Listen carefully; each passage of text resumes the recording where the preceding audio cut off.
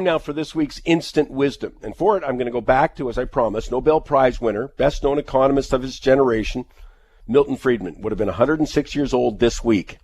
Now, here's the incredible thing. This takes place 40 years ago, and he's talking about steel tariffs, just like we're experiencing today. But this is when Japan, not China, was accused of dumping steel into the U.S. And like now, the rationale cited for tariffs on steel was national security. In the clip, Milton Friedman not only destroys that national security rationale, but he reminds us that any country dumping into another, for example, China dumping cheap goods into the U.S., is actually great for the consumer. But I want to come back to this, because what's amazing is that this could have been done just last week, not 40 years ago. It reminds us how little things have changed when it comes to bad economic policy. Listen to this. Take the case of steel. What about the argument of steel that we need a steel industry for our national defense? Well, you know, there was a famous statement by, I think it was Emerson, that patriotism is the last resort of the scoundrel. I don't want to call the steel people scoundrels. They're not. They're perfectly decent human beings. They're like you and me. And like you and me, they know very well that what's good for them is good for the country.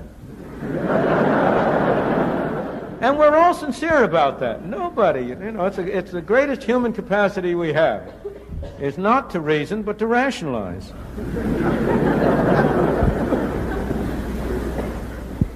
But what of the validity of that argument? Well, there are two things to be said about it. Have complete free trade in steel. There is not the slightest chance in the world that the U.S. steel industry would disappear.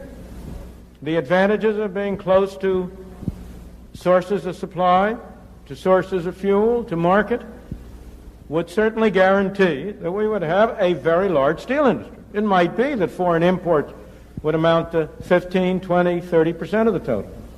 But so far as our national defense needs are concerned, insofar as we cannot satisfy them by importing steel from abroad, we would always have a domestic steel industry. What about this argument of unfair competition? What about the argument that the Japanese dumped their goods below cost? Well, as a consumer, all I can say is, the more dumping, the better.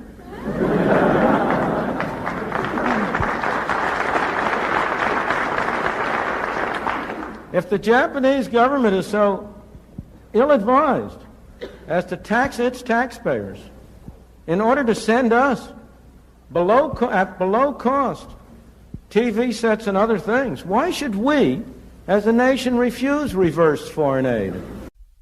It's interesting. The one thing that I hope's come through all the trade wrangling that's been going on since Donald Trump started to run for president, when he called NAFTA the worst deal in history, is that people's level of understanding about trade issues has been substantially increased and enhanced. What's very straightforward, and it starts with this. Any tariff hurts consumers.